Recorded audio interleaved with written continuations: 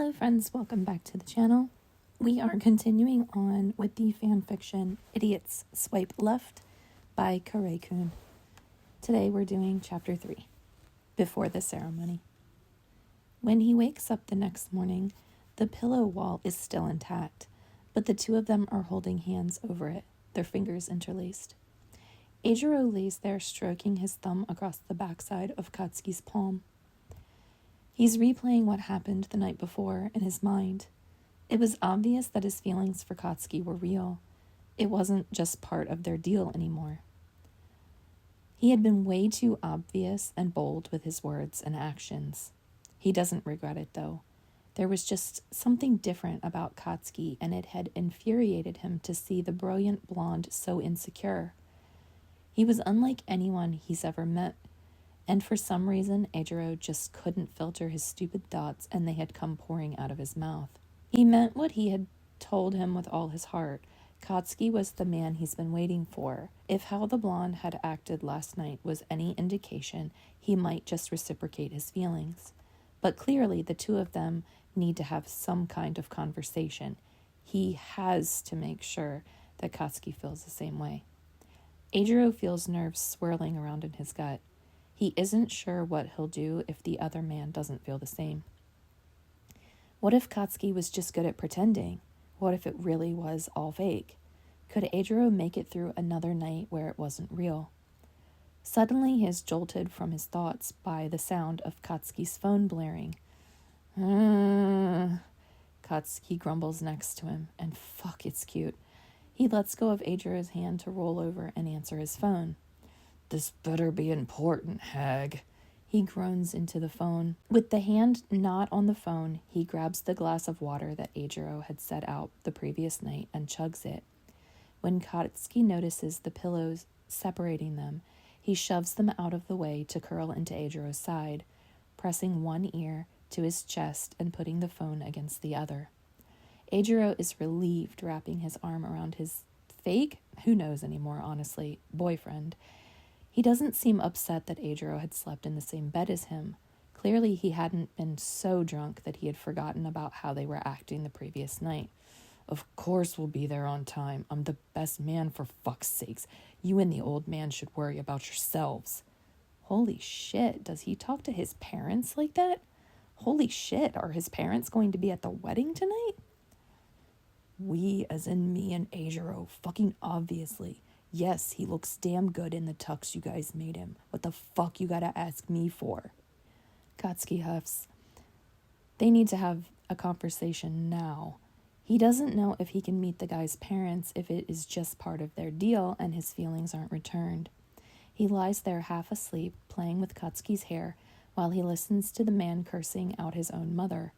Though, in his defense, from what Eijirou can hear, she is cursing just as much as him. Yeah, love you too, you old bitch." Katsuki hangs up the phone with an exasperated sigh, folding his way further into Eijirou. He never expected the blonde to still be so cuddly now that he was sober, not that he's complaining. Katsuki is charming, kind, and hard-working. He's a sweet friend, and from what he can tell, a sweet partner too. "Morning," Kirishima says, moving to stretch and crack his neck. "Quit moving, idiot." Katsuki mumbles against his pec, clutching his arms around Eijirou, trying to prevent him from getting up from the bed. "Hey, so can we?"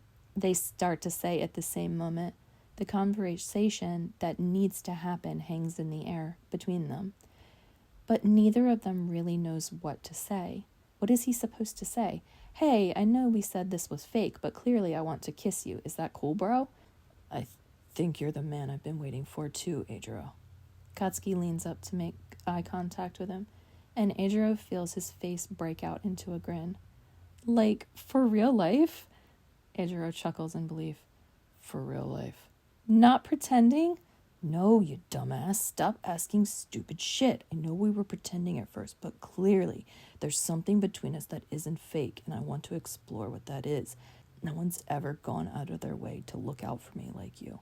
Like, you get me in a way that no one else has, or whatever. I don't want to pretend anymore. Do you?" "No, Katsuki, I don't want it to be fake anymore. I don't know if it ever really was," Eijirou says. He cradles the blonde's face in his hands and pulls the man closer. He can see Katsuki's eyes flick down to his mouth. Your breath stinks. Now shut up and hold me for 5 more minutes until I have to get up. Instead of leaning further, the blonde lays back down across Eijirou and closes his eyes like he's going back to sleep. Whatever you want, baby, Eijirou says, wrapping his arms around Katsuki and pulling the blanket back over them. Katsuki doesn't protest the nickname anymore. Instead, he wiggles further into Eijirou's hold with a sigh. Time passes. Katsuki groans when he wakes up the second time. He flicks his eyelashes across Eijirou's cheek before he gets up out of bed to brush his teeth. He has a long list of shit that needs to get done before the wedding that day, and he wants to make sure he has some time to steam his and Eijirou's tuxes. He has less to do with the planning than the main event than he did for the rehearsal dinner, but he still feels nervous. He walks over to the desk with his toothbrush hanging out of his mouth and his sweatpants sitting low on his hips, looking over at a sleeping Eijirou as he grabs the speech he had previously written to give at the reception and scribbles the entire thing out. He has something different he wants to say, something he hadn't learned until last night. Katsuki finishes writing his new speech, listening to Eijirou snoring in the background. He's grateful that no one was around to see the soft smile stuck to his face. He folds the piece of paper neatly and tucks it away before moving to make breakfast, cracking some extra eggs into the pan for the man who is still sleeping in his bed. Something just feels right about being with the redhead. It feels easy, so much so that Katsuki isn't even weirded out by the fact that he isn't tired of being around the guy, despite them being together for almost 24 hours straight at this point. Normally, he needs time alone to recharge, especially after a big social event. But he felt protected by Eijirou, taken care of. Now that he knows his feelings are returned, he doesn't plan on letting go anytime soon. He's halfway through cooking the bacon when he feels Eijirou lean up against his back and wrap his arms around his waist. How are you feeling, baby? The redhead asks, nuzzling his forehead into Katsuki's hair. Stupid, considerate fucker. I'm fine. Need a couple of hours before the ceremony to help shitty Deku get ready. You sticking around? Katsuki asks, plating the bacon and eggs and shoving a mug of coffee into Eijirou's hands. He posed it as a question, but he really wants Eijirou to stay. Sure, if you want, I'll need to run home and grab my tux, but I can do that when you go to the venue. Holy shit, that's so many wedding invitations. The redhead marvels, noticing the invites decorating Katsuki's fridge. No shit. Glad I don't have to go alone anymore. Katsuki feels his face heat up a little at the assumption he's made, and he stalks off to the living room with his plate.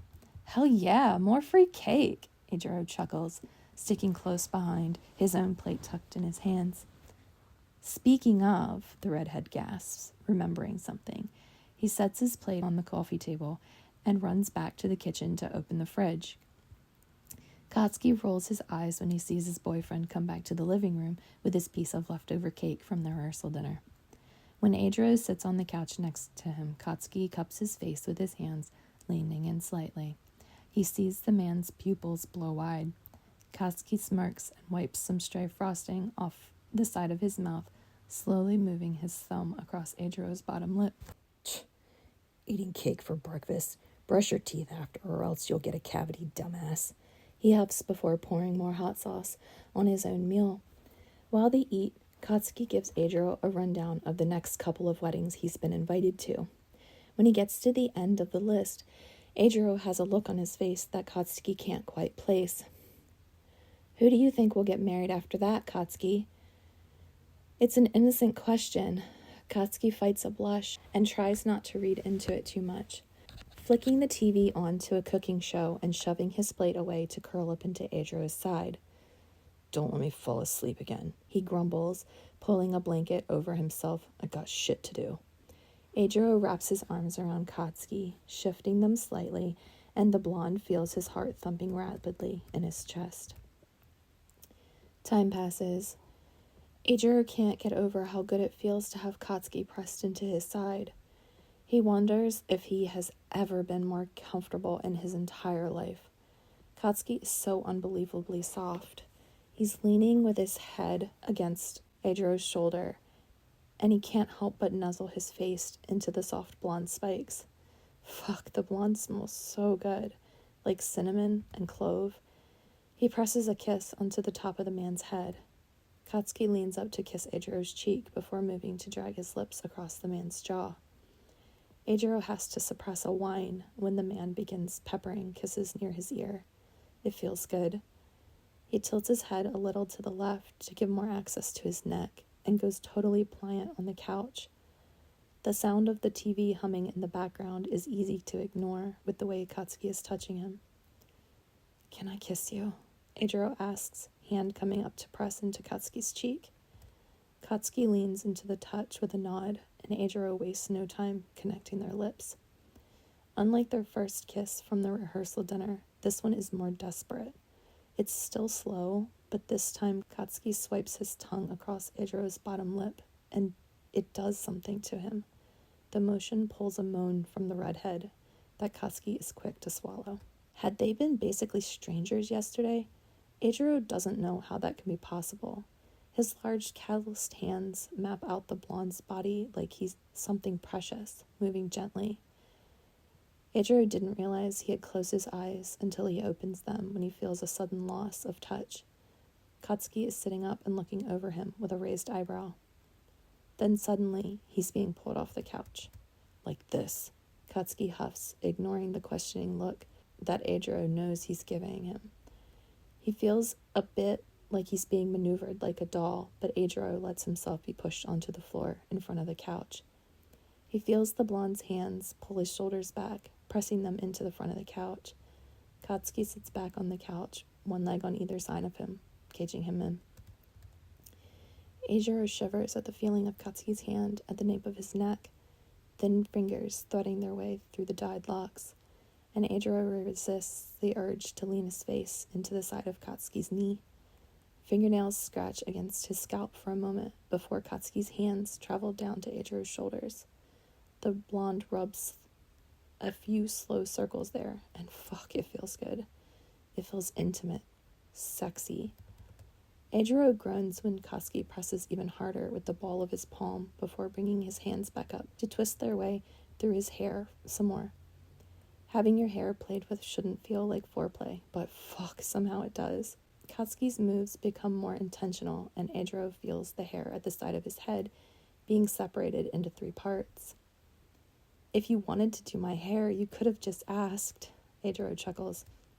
Shut up, I'm busy," Katsuki grumbles, finishing off the side braid before pinning it and moving to brush through the other side before braiding it back as well. Eijirou has never had someone else do his hair for him. It's really nice. He thinks that if he were a cat, he would be purring. They sit in comfortable silence while Katsuki works. Eijirou plays with the hem of Katsuki's sweatpants. When he's finished, Katsuki moves Eijirou back up to the couch. "Fuck, you're so beautiful," the blonde marvels. He's looking at Eijirou with wide eyes, and Eijirou feels himself blush at the praise. Eijirou pulls Katsuki into his lap, running his hands up the blonde's torso. "You asked me this last night, but I want to know your answer too. Katsuki, what do you see when you look at me?" Eijirou asks, pressing his face into the space between Katsuki's pecs. "Eijirou, when I look at you, I see the best version of myself," Katsuki whispers low, leaning down to kiss Eijirou again. "That's who I want to be for you, Eiji. The best," Katsuki adds, still whispering like he's telling Eijirou a secret. "You are the best. You're perfect, baby." Eijirou shoves Katsuki down onto the couch, making a move to get on top of him. Katsuki is perfect. He presses their lips together once again, and Eijirou's brain short-circuits when he feels Katsuki's legs wrapped around his waist. The redhead rolls his hips with a groan. "Fuck," Katsuki curses, and Eijirou can feel how heavy he's breathing beneath him.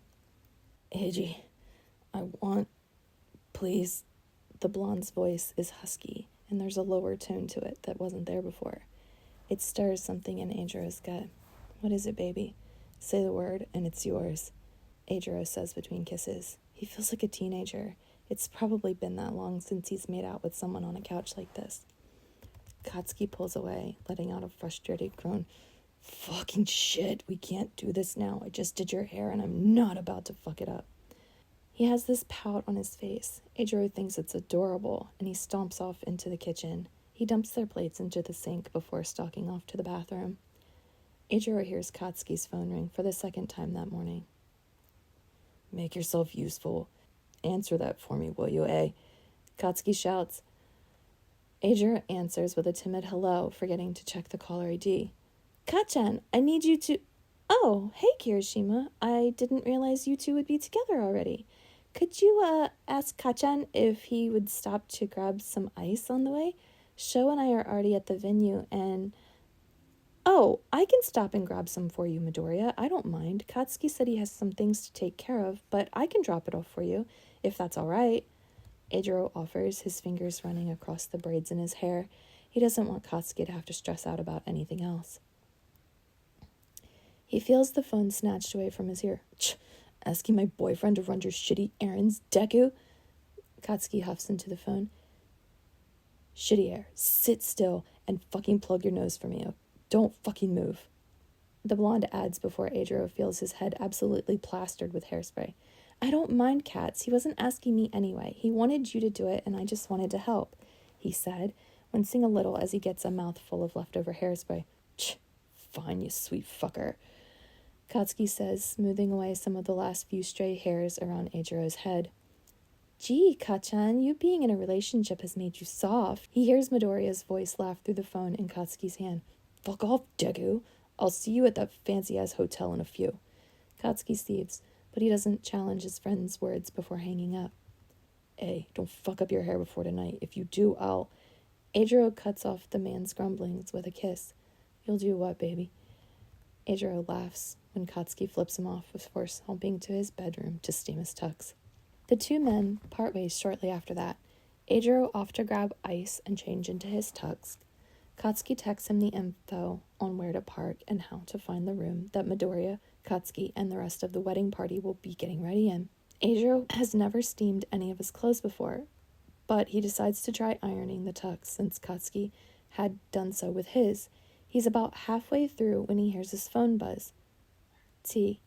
"Bro, Mina said she got to meet your new man last night. What the heck? No fair."